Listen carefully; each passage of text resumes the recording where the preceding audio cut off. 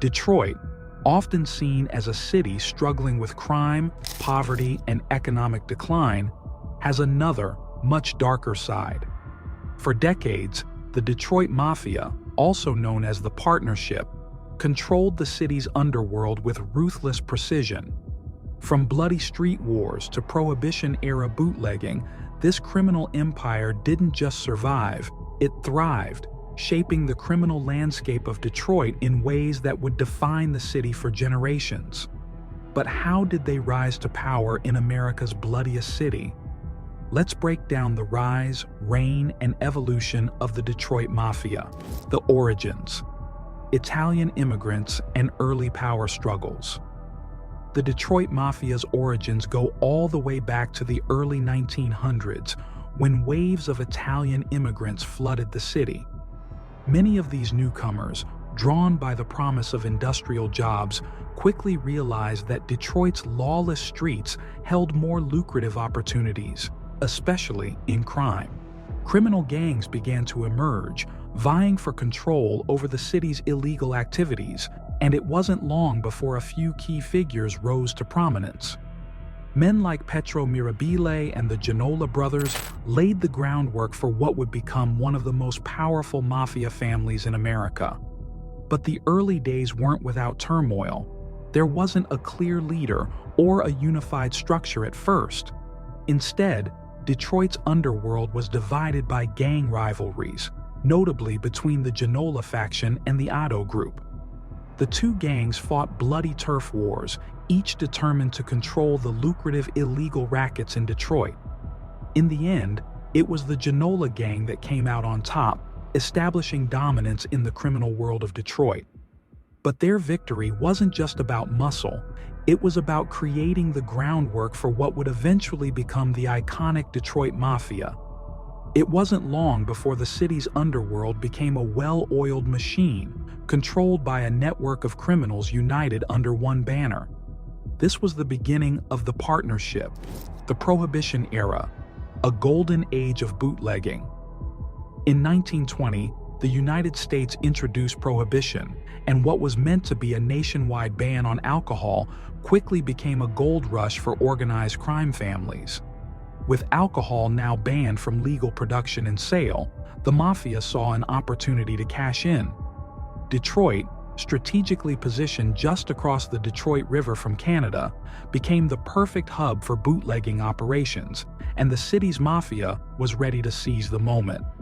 This was a turning point for the Detroit Mafia, as it marked the true beginning of their rise to power. As prohibition laws swept across the nation, the demand for illegal alcohol skyrocketed. Detroit, with its proximity to Canada, became the perfect entry point for smuggled liquor. The Mafia didn't just stick to small-time operations.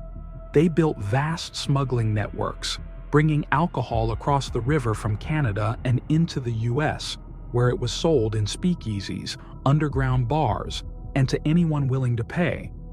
But bootlegging wasn't the only game in town. The Detroit Mafia, already known for its power and influence, expanded into other illegal activities, such as gambling and extortion, turning the city into a criminal powerhouse. They didn't just make money. They also sought control over the streets, control over businesses, and, ultimately, control over the city's criminal underworld. This was when the Detroit Mafia truly became more than a group of disorganized gangs. They were building an empire. Under the leadership of key figures like Jack Tacco and Tony Zerilli, the Mafia wasn't just smuggling alcohol, they were unifying the fragmented Italian gangs in Detroit into one centralized, unified force. These men weren't just about making a quick buck. They were strategists, consolidating power and ensuring that no one stood in their way. By the end of Prohibition in 1933, the Mafia had transformed from a collection of rival groups into a powerful criminal empire, dominating not just Detroit, but large portions of the surrounding region. The end of Prohibition didn't slow the Mafia down. In fact, it only solidified their dominance. With their network already in place, the end of the alcohol ban didn't reduce their influence. Instead, they shifted gears and expanded their reach. While they were no longer running illegal booze, they pivoted to other illicit activities, from controlling the gambling scene to extorting local businesses. They had their fingers in just about every criminal pie in Detroit, and their influence spread far beyond the city limits. Detroit's mafia families, particularly the Partnership, became a force to be reckoned with. They didn't just survive during Prohibition, they thrived. In many ways, Prohibition was the golden age of bootlegging, but it was also the golden age for the Detroit Mafia. This was when their empire was truly built, one smuggled shipment at a time.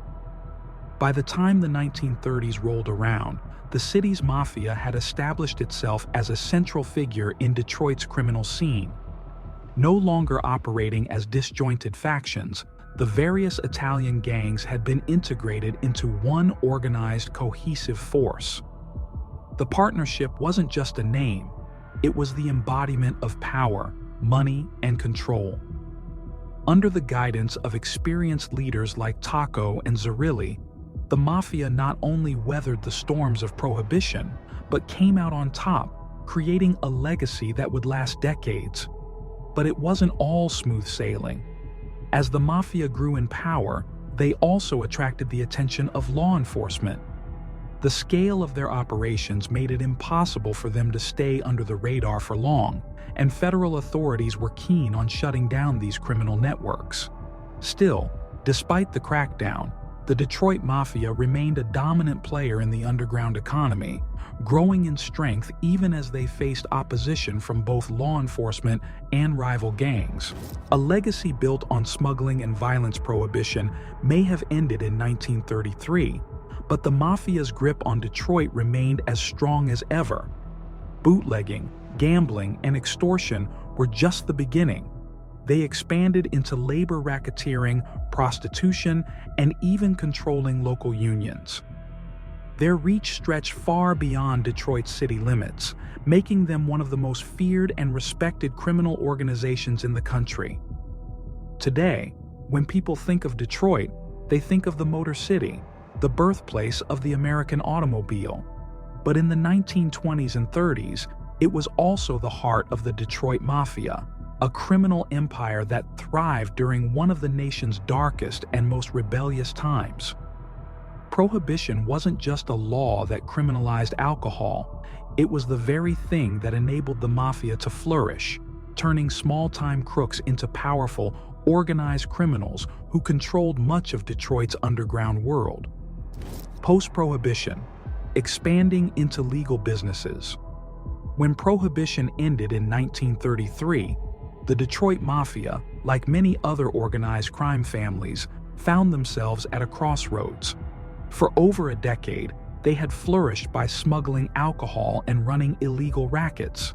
But with the end of Prohibition, the money machine that had powered their empire started to slow down. The question was, how could they continue to maintain their wealth and power in a world where the illegal activities they thrived on were now harder to profit from? The answer was simple: diversify. While they didn't completely abandon their illegal operations, they quickly turned to legitimate businesses as a way to maintain their empire and launder money. Garbage disposal and construction became two of their most lucrative investments. These industries may seem far removed from the world of organized crime, but for the Mafia, they were gold mines. Not only did they provide a steady, legal income stream, but they also offered the perfect cover for laundering the massive amounts of cash that had been generated by their illicit activities. It was the perfect blend of legitimate business and criminal operation. This was when the Partnership, the most powerful faction of the Detroit Mafia, instituted a unique membership policy. Instead of accepting anyone with a violent streak or a thirst for power, they began only allowing relatives to join their ranks. This wasn't just about keeping things in the family, it was about loyalty. The family structure meant that the members were tied by blood, making it far less likely that they would turn on one another. Family members had a deeper investment in the success of the organization, and that loyalty translated into trust, protection, and a tighter-knit criminal network. It's easy to imagine the mafia as a bunch of guys in fedoras, hustling on the street corners and running underground gambling rings. But the Detroit Mafia was much more sophisticated. They were business people at heart, using their criminal influence to expand into industries that would provide them with a steady income, protect their assets, and keep the power flowing. By the time the 1940s and 50s rolled around, the mafia wasn't just running illegal rackets. It had become a multifaceted empire that controlled both criminal and legitimate businesses. Thanks for watching. Please like the video, press the subscribe button, and also drop your thoughts in the comment section.